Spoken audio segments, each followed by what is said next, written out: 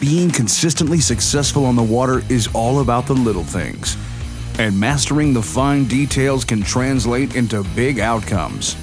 We join Z-Man pros on the water to gain insight into the nuances and adjustments that can help anglers of all skill levels turn an average day on the water into an epic one. Wow, what a meat dog right there. This is Project Z, breaking down the bite. Faced with early fall conditions on the clear waters of North Georgia, Z-Man Pro David Walker searches for any signs that will quickly point him to a quality fish catch during the tricky transitional period of summer to fall. With the afternoon sun directly overhead and knowing that docks create shade and cover for large spotted bass, David focuses on a stretch of docks that he hopes will clue him into how the fish are relating to these structures. He ties on a 1/8 ounce Z-Man Shrooms Micro Finesse jig with a highly buoyant Elastec Finesse TRD trailer. The combination of this smaller profile jig and TRD trailer results in perfect crawfish imitating underwater action both on the fall and at rest on the bottom. The jig's compact design also makes it a great skip bait, easily allowing David to make precise casts into the shadiest areas under the docks. The proper rod, reel, and line setup is critical for skipping small lures. David prefers a 7-foot medium light power, fast action spinning rod. His rod is paired with a 6-to-1 spinning reel and spooled with 10-pound braid with a 7-foot, 7-pound fluorocarbon leader. Hoping to key in on how the fish are positioned around the docks, David works every inch of the structure until he gets a bite. He pays close attention to his line, as many bites come on the fall, indicating that the fish are suspended under the docks rather than near the bottom. After probing the outside corners and inside walkways with no luck, David makes a long skip cast in between the dock floats and lets the jig fall 12 to 14 feet to the bottom. The science behind skipping is fairly complicated, but David makes this technique look effortless.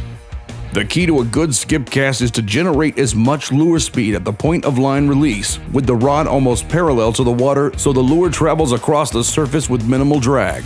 The more the lure spins and stays on its trailing edge, the longer the skip. As the bait encounters the bottom, he engages the reel, works the bait, and feels a bite. The super sharp and sticky light wire hook of the finesse jig does not require a hard hook set, so David slowly reels and pulls to button up the fish and move it toward the boat. With the fish in the boat, David focuses his efforts under the docks as the fish seem to be hugging the bottom in the deeper pockets of shade. This allows him to be more efficient with each dock and eliminate casts to unproductive areas. David spots a large covered dock with more shade, good water depth, and a rocky bottom. Sensing that the dock is a high percentage spot, David approaches quietly and positions the bow of his boat 35 feet in front of the covered open slip at a 90-degree angle and makes a perfect skip cast into the heart of the dock. He allows the bait to sink to the bottom on slack line and makes a couple short twitches of the rod to hop the jig off the bottom. This movement triggers a bite, and he quickly reels in the slack line and pulls into the fish. With each shake of the fish's head, the finesse jig's light wire hook buries deeper into its mouth. The fish instinctually moves further under the dock in an attempt to throw the hook. With only a 7-pound fluorocarbon leader, David cannot pull the fish away from the many hazards under the dock without risking cutting his line. But having braided line here helps, as it will stand up to rope and cables that would normally shred mono or fluorocarbon. Keeping pressure on the fish, David quickly moves his boat to the area where the fish is hung up, reaches down into the tangle, and pulls out a solid 4-pounder. By quickly eliminating dead water, understanding how the sun can affect fish positions around docks, and having the ability to make extremely accurate skip casts, David Walker successfully broke down the dock bite during the tricky transition period of summer to fall.